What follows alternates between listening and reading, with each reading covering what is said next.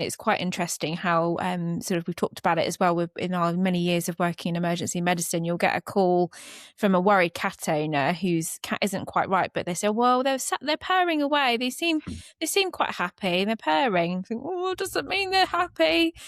So yeah, it's good to educate people on that fact, I think. Welcome to The Consult Room, the podcast where we explore the evolving world of modern pet care.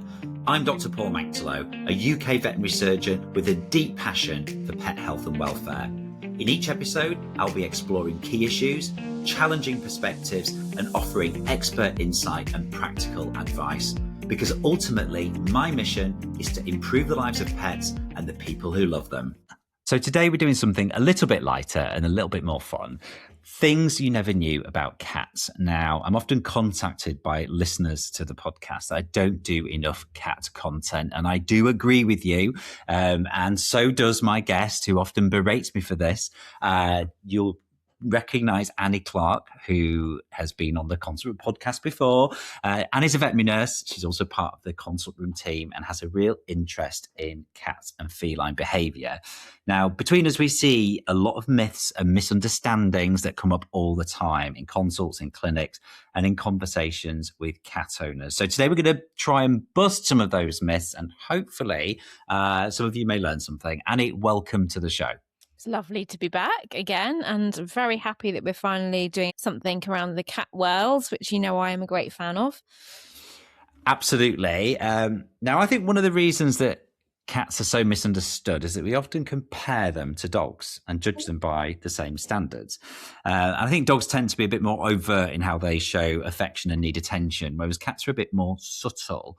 Now, I think that's led to a lot of assumptions about what cat needs and how much care they require and how invested they really are in their humans.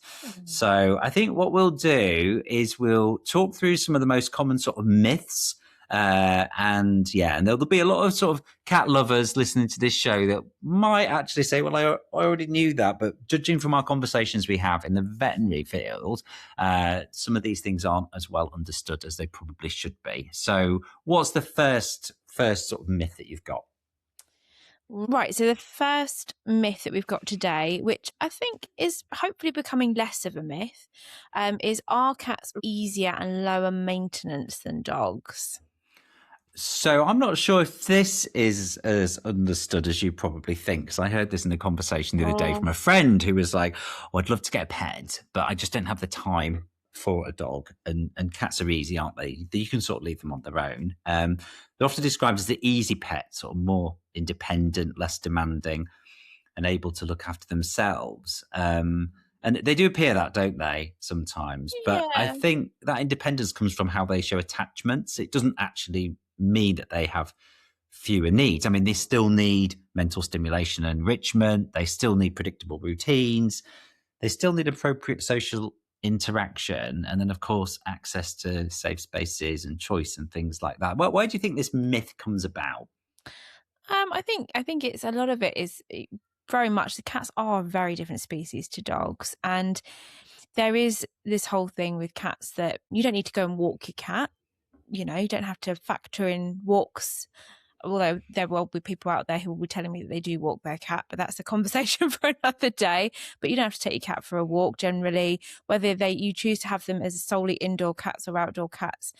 The idea that you don't necessarily have to be as involved in their enrichment seems to be, I think, the myth there, that you don't have to necessarily provide as much as you would perhaps for a dog. I think that's the problem, isn't it? I mean, cats are socially flexible rather than strictly solitary, so they are sociable animals, and they do have emotional needs that need to be met, and they do have times where cats absolutely do want to be with their people, but they are flexible in how they're sociable. So they're very happy to kind of be on their own, but equally they are very happy to be around their people as well.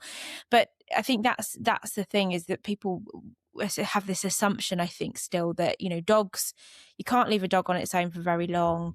you've got to provide a dog with all of this mental stimulation. You've got to take it for physical stimulation, whereas cats kind of are just kind of left. You can just leave them to get on with it, that is the myth, isn't it? That's not the case. And whilst you might have a cat that's really aloof and doesn't seem to want to sit on your lap or be around you, doesn't mean that you haven't got to provide the social companionship element and obviously the enrichment side of things. Yeah, and I think that's a really good point, because I think many of the behavioural issues that we see in cats, things like inappropriate toileting, aggression, or even withdrawal, stem from unmet needs rather than bad behaviour. So I think the idea that cats are low maintenance can sometimes mean that their welfare needs are unintentionally overlooked. And I think there's a lot more stuff out there on dog behaviour, isn't there? I mean, certainly on my algorithm, but it doesn't seem as readily accessible, some of the sort of the common behaviours of cats. Would you agree? Yeah, but it's wild because if you look for it, it really is there. I think that's the thing, is that I think there's it's a resource that is not tapped into purely because people don't necessarily realise or recognise that there is so much out there. There are some really good books out there that I've read over the years on feline behaviour that are really easy reads as well. And a lot of it is pure common sense when you actually get into it. But there's also resources from the ISFM, which is a website and a body that basically governs all things behaviour. It's the International Society of Feline Medicine is the actual abbreviation broken down, but they have loads of stuff out there about sort of behaviours in cats, and majority of the time it really is because we as their people are missing the mark somewhere. Okay, so let's move on to the second myth, which I do often hear, which is cats only purr when they're happy. Is that true or false? Oh, that's absolutely false. If you've ever worked in a veterinary hospital, you will attest to the fact that most cats are not happy when they're in the hospital, and yet some of them will purr like machine guns. And it's just not true that they're happy. So I think it's understanding that purring is a tool in their arsenal to express themselves, but it's not just a happy expression. It can be because they're stressed, because they're anxious. It can even be when they're in pain as well. So it's just understanding that not to misinterpret a purr. If you're at home and you're stroking your cat and they're on your lap and they're happy as Larry, then they're purring away, then they probably are happy, but it's not always the case. Yeah, I've heard that they purr during labour as well. Oh yeah, okay. That's true actually. Yeah, I think that's true, yeah. So the sort of mechanism of purring is sort of this self-soothing function, isn't it? And it could, I think I've read before that it could even support healing. But I think from our perspective in veterinary, just because a cat's purring doesn't mean it's happy, and it can actually mean the opposite. And the context is really important, isn't it? Absolutely. And it's quite interesting how sort of we've talked about it as well in our many years of working in emergency medicine. You'll get a call from a worried cat owner whose cat isn't quite right, but they say, well, they're purring away. They seem quite happy and they're purring. Think, oh, does that mean they're happy? So yeah, it's good to educate people on that fact, I think. So this is a really tough question. How do cats purr? What is the physical mechanism by which they can create that noise? I'm not even sure about the answer to this one. Yeah, you're testing me there. Cue me now having to look that up because I don't know. I think that's definitely one for Dr. Google, isn't it? It's not something that we get asked, is it, a lot? But I was just thinking about it then and just thinking, how do they do it? I've just gone to good old Google because it's not something I actually know the answer to. Mm-hmm. So it just goes to show that not even the professionals know the answers to everything. Apparently they purr by using their brain to send signals to their laryngeal muscles, causing them to twitch rapidly, which could be up to 150 times per second, which is pretty impressive, as they breathe, which creates a vibrating low frequency sound, which is the sound that you hear when they purr, which obviously, as we just discussed, can signal contentment, self-soothing, heal injuries, reduce pain, and communicate needs like hunger. It's interesting. I'd love to know how purring reduces pain. That's not something I fully understand. That's probably something I probably ought to go away and have a look at, to be honest. I think it's that whole self-soothing mechanism, isn't it? I wonder if it's a bit like a mantra in meditation. But I did actually know it was the larynx, but I wasn't sure that it was that fast, to be honest with you. But it is. It's interesting because when it becomes a problem when you're trying to listen to a cat's chest or oscillate its heart in a consult Yeah. room when it's purring and you can't hear anything else because it is that loud. Loud. Yeah. Um, Loud. but popping a little bit of wet cotton wool on their nose stops them doing that. Did you know that? No, I didn't actually. I Yeah, shall use that often. next time I'm at work. Yeah, yeah. If you really want to, you can just pop a little bit of water on their nose. It'll wipe and it stops it momentarily, not for a long time, but just enough Nice. to hear the heart. Okay, so Oh. what's next? What's next on the myth busting tour of cats? Oh, so next one. So a lot of people, there's lots of different names for this, I think. So obviously, why do cats need? Now, I've always called it making biscuits. Lots of people in the industry have different names for it. But poddling is what my parents called it. I don't even know if that's a real word. But why do cats need? Why do they kind of do that whole, So yeah, I think by kneading, not as in like they need something. Kneading is like, that physical action, spelled Knead, I think, and it's yes. that sort of rhythmic pushing of the paws, isn't it, into soft Mm, surfaces. So they often do it on a person or on the yes. bed or a cushion. And I think, if I'm right, this behaviour starts in kittenhood, and it's used to stimulate the milk flow from their mother. So they do it around the nipples. And I think cats retain this behavior into adulthood, particularly when they feel relaxed, safe, emotionally secure. So I think it's a sign of contentment and trust Hmm. rather than attention seeking or behavior, which I've heard it being interpreted as. So Yeah. am I on the money with this? I think that's my Yeah, interpretation. exactly that. And something, just a really fun, interesting fact is if you ever have to hand rear a kitten, or if you've ever hand reared a kitten, you'll know that they do this a lot more than cats that are naturally weaned off their mothers as well. Not quite sure why. Again, it's probably something I should go away and have a look in, have a read about, because there must be a reason. But yeah, any hand rears, they tend to be a lot more obsessive with that kind of behaviour than a naturally weaned pussycat. I did not know that, which probably shows how often I hand rear kittens versus It's you. been a while since I've hand reared kittens, but yeah, which is a good thing, I think. You know, Mm, it's not something that you should be wanting to do all the time. It's mm, a lot of hard work, and the mums know how to do it best. But yeah, it's a lovely, comforting thing actually. If you have a mm. cat need you, a lot of people say it's like having a little massage from your cat, so you It should let them is. do it. And they're often purring at the same time as well, Yeah. which we've already covered purring. We've already covered it. Yeah. So, next question to you. Mm. Why do cats bring home dead gifts? And might be worth mentioning at this point, they're not always dead. Some of them are in No, they're various definitely states of not. living, which is pretty gross. But why do they do it? Well, yes, so you just brought back memories of when I used to house sit for a very avid hunter of a cat who once brought me the neighbour's goldfish live and flapping for breakfast one morning. Yeah, it's a good question. And I think a lot of people get quite upset and quite cross by this behaviour. And it can sometimes be misinterpreted as a naughty behaviour, but it is so far from that. It's such a natural behaviour. Cats are hunters naturally. They're crepuscular, which means that Sorry, what? crepuscular. I might be saying that wrong. Pretty close. I think I've got the pronunciation right. But Hang on, what does that mean? what that means is they dawn and dusk. So that is why when you go out into a field on a dog walk, as dawn is approaching, you might see loads of bunny rabbits hopping around in the field. Mhm. And that is why cats naturally will go out and hunt at dawn and dusk, because that's when their prey is usually most active. So you'll tend to find that these gifts, when they appear, are first thing in the morning or as you're eating dinner. So the timing is key.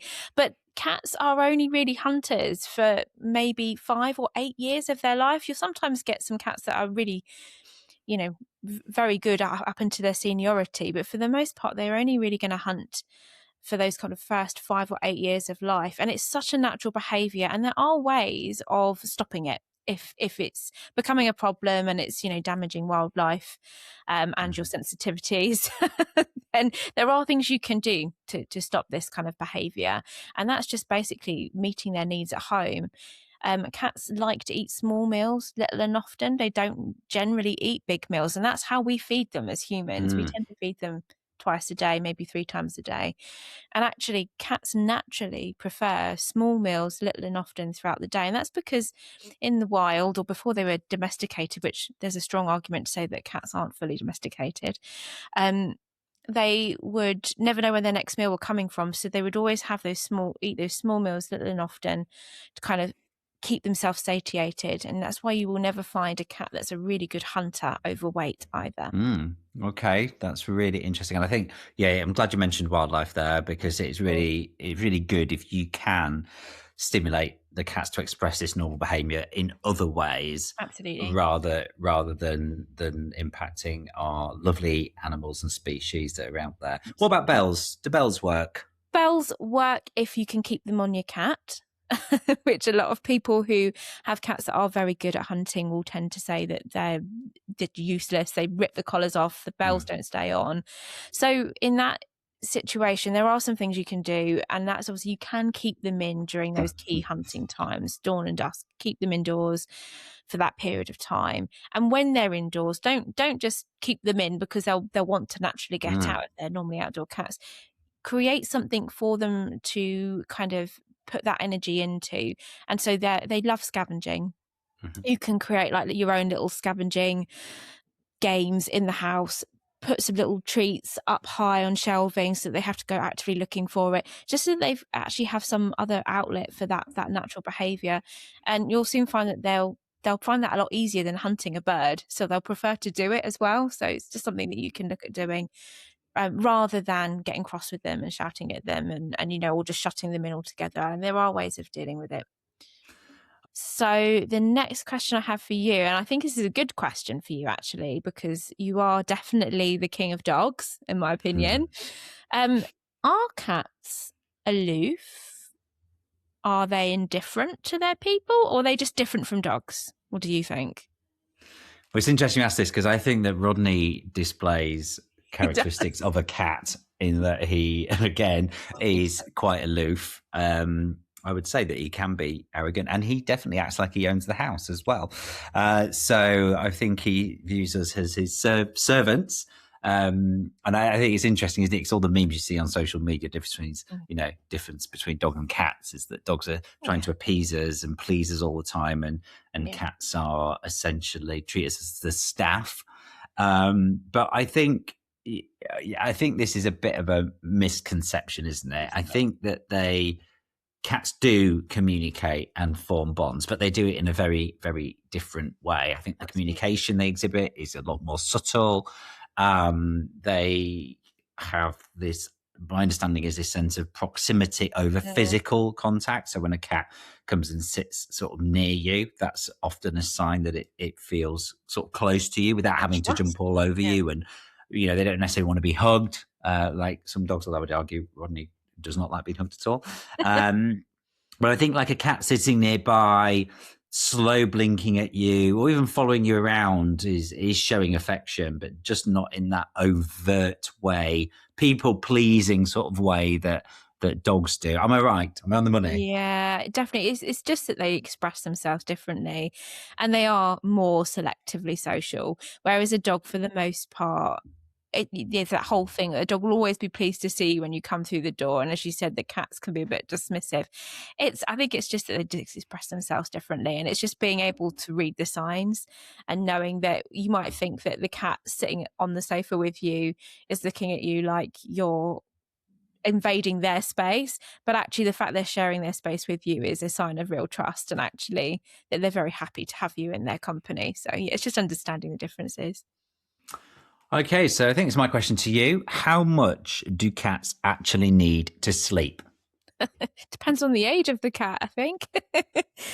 Cats sleep a lot, but then so do dogs, right? I think that again depends on the age of the cat or the dog, but certainly with cats, they do sleep a lot. Typically, I think for an average cat, anywhere between 12, maybe 16 hours a day, sometimes Sounds heaven. more. Sounds Yeah, heaven. reincarnate me as a cat. I've always said this. But yeah, they do sleep a lot. And I think that goes back to what I've said about them being hunters actually as well, because they are most naturally active during sort of dawn and dusk times.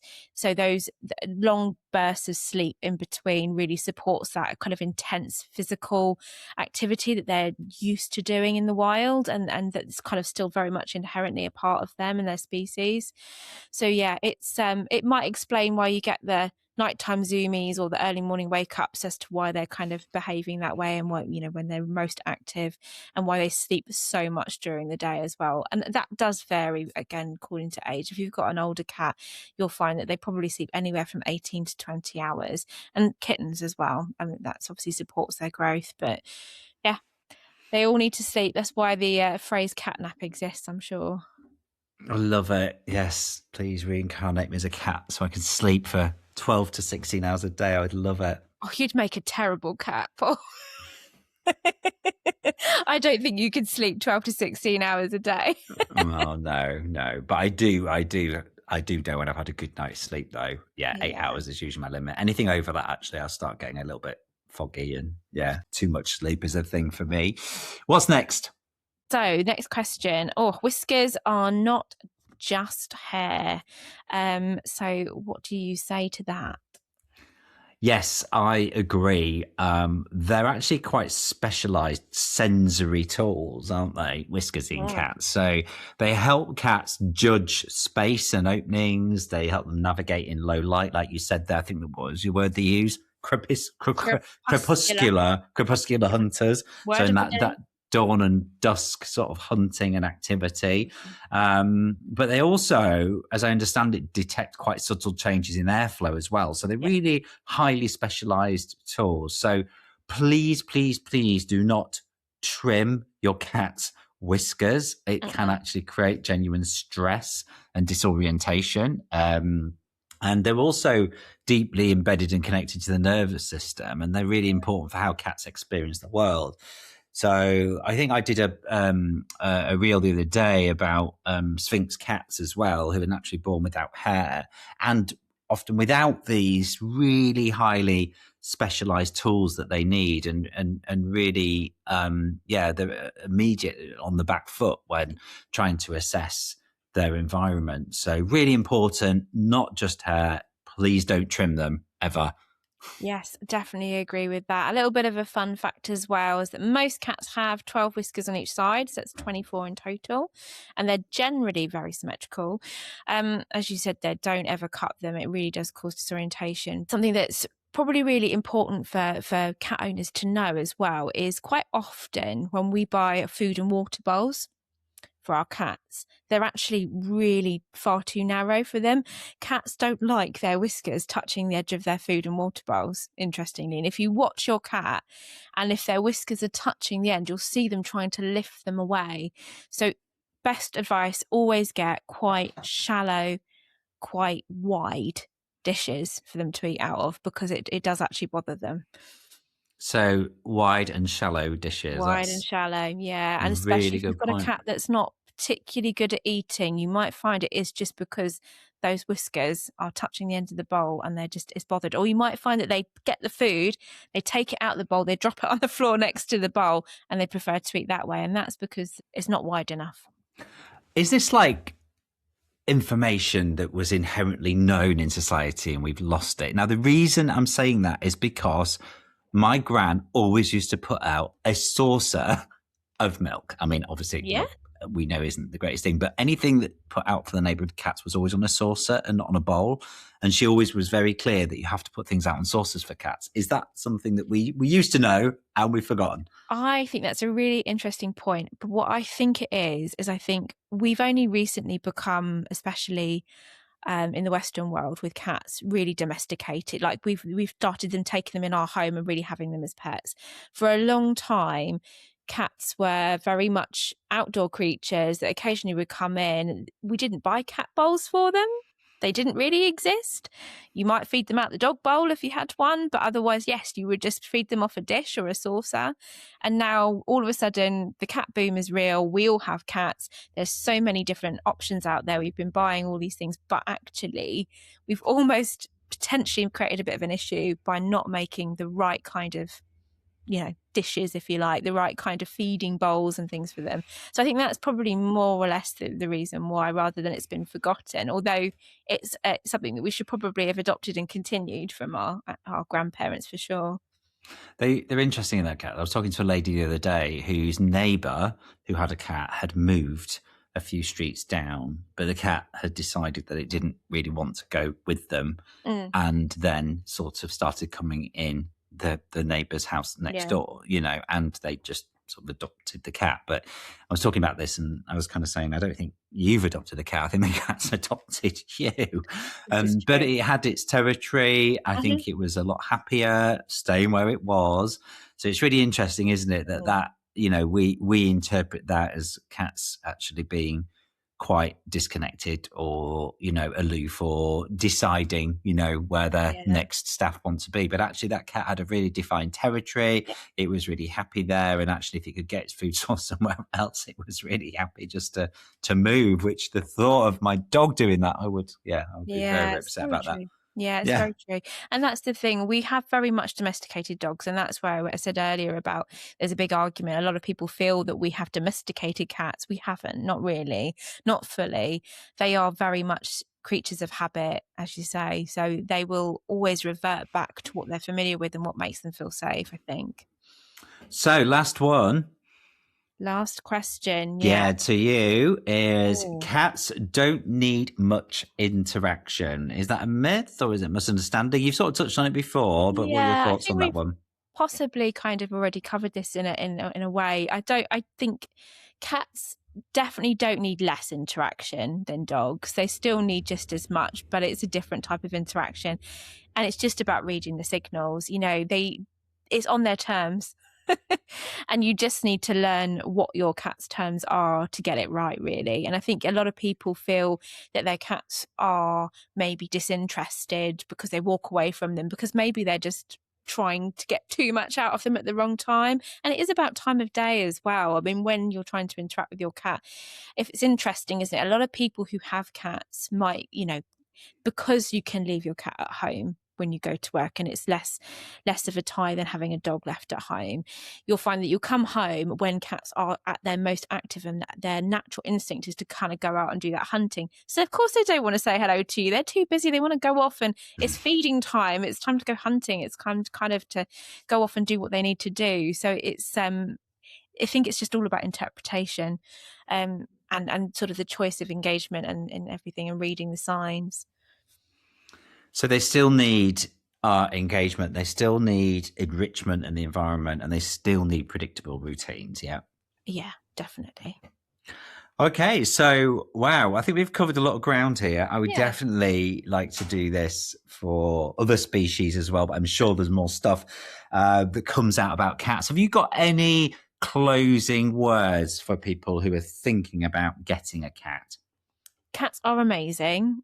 I would never say to anybody that they may be making the wrong decision in choosing cats as a species, but you do have to make sure, just as you do if you're considering getting a puppy or a dog, that you're doing it responsibly and you've got the right setup to have a cat.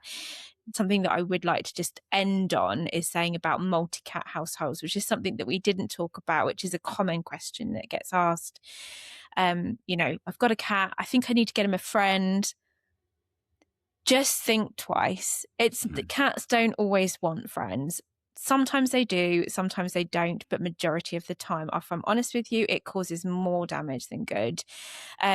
Usually you'll find that siblings are very closely bonded, that those kind of colonies work quite well, especially females. But if you have an adult male cat, for example, and you're thinking, oh gosh, he needs a kitten friend, just really, really think about it, because it might not be for the best. And actually, cats, as we've said before, they are selectively sociable. They don't necessarily want company forced on them, and they might not thank you for that in the long run. Good words of advice. Annie, thank you for joining me on the show today. And let's do this for some other species as well. It was fun. Yes, good fun. Yeah, brilliant. Glad to talk about cats. And next time. Thank you for listening to this episode. You'll find all the relevant links to this conversation in the show notes. If you enjoyed it, please follow us and leave a review. It really helps other people discover the podcast. For more insights on topics like this, you can connect with me on social media at Dr Paul the Vet, or check out my website, theconsultroom.co.uk.